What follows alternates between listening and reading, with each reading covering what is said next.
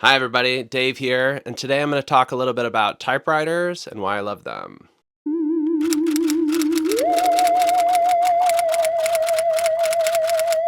So what are typewriters? I'm going to open some for you here soon so you can see with your own eyes. If you've never seen one before, they're a machine that conveys thoughts through fingertips into writing. It's a mechanical typing device. It's way faster than writing by hand, which is why it was innovated. It's also standardized, as you'll see. There's a lot of advantages that came with typewriting and the introduction of it as a form of writing in human history. I love typewriters as somebody who likes to write and as somebody who likes to record ideas and thoughts into words. I do write philosophical essays. I've written a book and a handful of articles, and I do sometimes start those out on a typewriter. And I find that doing so is helpful and is in fact in some ways superior to starting it out either as a purely digital written document in Word or in Google Docs or whatever, or as a handwritten document in terms of handwritten notes, which I sometimes do as well. Typewriting it, especially given that today you can take your typewritten document and scan it in and then edit it, it can fit effectively into your workflow. But I'll tell you a little bit more about why I particularly love these machines after I've unboxed them. And this will give you a further sense of what it is exactly about typewriters that I love. And then I'm very curious to hear if you like typewriters and if you have any direct connection to them. And if you do, let me know in the comments.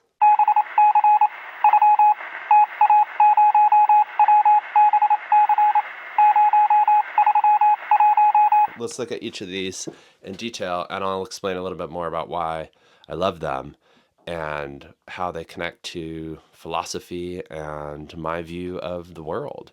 And I wonder if they connect to your life and to your view of the world in any way. Or do you see these as just obsolete machines, that maybe they have aesthetic value and they look interesting, but they have no real purpose or use. My position is that they have use, but they have to be used very intentionally. And if you have seen my stuff on this channel, you'll know that I like old stuff. I collect old stuff ever since I was a kid. I've been interested in old stuff. But typewriters are more than just an object.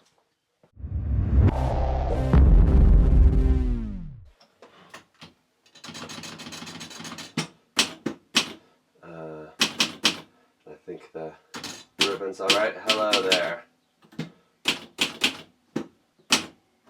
There we go. So, you see how this guy works.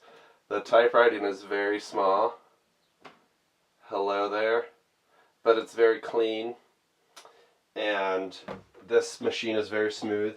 It has like a minimalism to it. This whole brand, Facit, which I'm not sure in what it means in Swedish, but in German there's a similar thing which just means summary.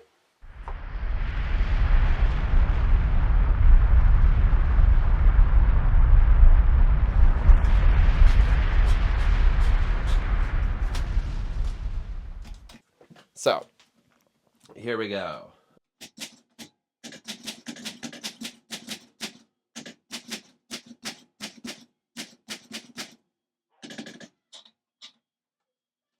Okay, so here are the typeface. It's also quite nice.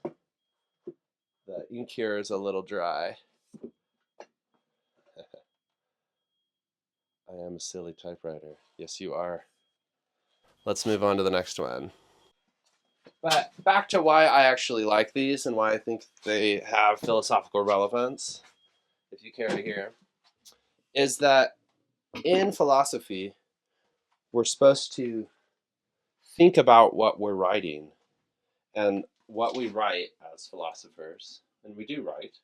Writing is a part of doing, working with words. Doesn't have to be, but if you do it, then it's good to be just deliberate about how you write. And also to think about how different periods of writing impact the philosophy itself. So if you're interested in like late 19th through like late 20th century philosophy, phenomenology, analytic philosophy, Wittgenstein, any of these figures, then typewriters are part of that history. A lot of those authors would write with typewriters, or even if they wrote by hand, manuscripts were typewritten. They were familiar with typewriting. It was like the way of writing. So if you can connect with that, and this guy, you can take it off the base, but I think it's more stable this way. But it's just, this Continental. I really like its paper stand. You can see why. Yeah, and this also has the ability to write in red, which I think is really nice. Okay, what should we say? How about we love typewritten thoughts? Does this one have an exclamation point? Yeah.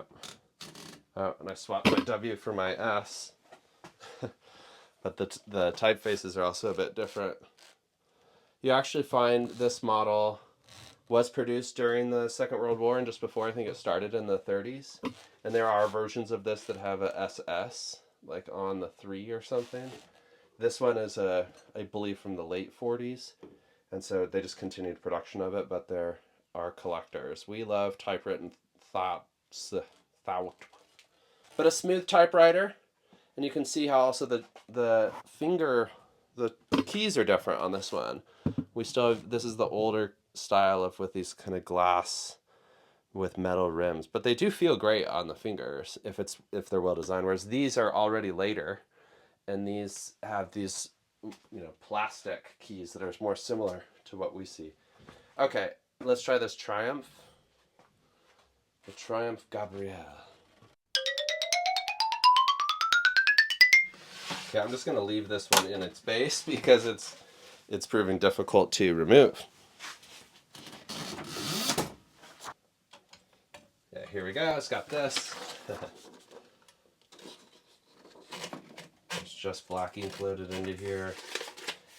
It doesn't look like that. It has the option to do red. Sometimes there's like more economy models that lacked features of the deluxe models. And so it could be that this is more of an economy model, but often the economy ones, there we go, are more durable because there's less to break. Let's see here, Triumph. This is a triumphant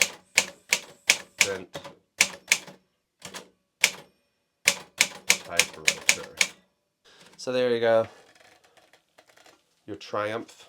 Often they gave certain models in this period women's names, I've noticed. I think it has to do with like the gendered labor force and like female secretaries, so to speak, and the marketing of typewriters to them.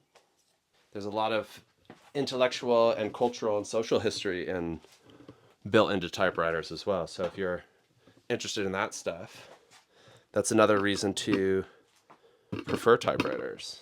Okay, a Mercedes.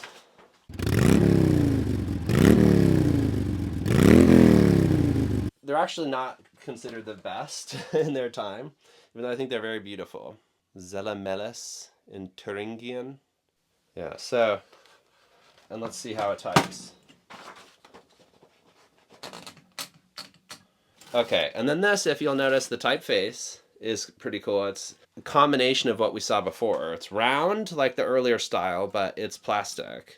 And so it has the feel, it's sort of a hybrid. And if you recall, this one looks the most of these 5, like this one, this 40s model or late 30s design, this sort of modernist design. But typewriters were almost exclusively black in these periods, not always, but like the mass market typewriters. And then more colors were introduced in the 50s, even though these are quite drab in their colors. I really like the red keys, and especially this backspace, I think is quite nice, has this long arrow.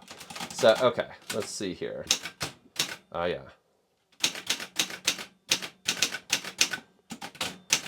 Typewritten, philosophy is the best kind. Something stuck. You can go back, that's good. Of philosophy. You got the bell there. Okay, so here, you know, this one actually, I think it's in great condition. Maybe I switched the ribbon recently because this one's typing quite clearly. I don't know. You tell me which of these you preferred. Like if you were going to type with any of these, which would you want to and why?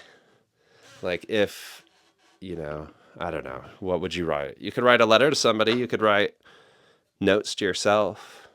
You don't have to write a philosophical work or like a poem, but you can. Hey everybody, so I hope you like this look into typewriters and this exploration of these 5 typewriters in particular. I hope I've convinced you, if not that typewriters are fundamentally philosophical, that typewriters have something in them that's worth investigating, and that thinking with and through typewriters can be a valuable and critical pursuit today. Thanks for tuning in. Let me know your thoughts about typewriters and typewritten philosophy in the comments. Subscribe, like, all that stuff. All right, bye.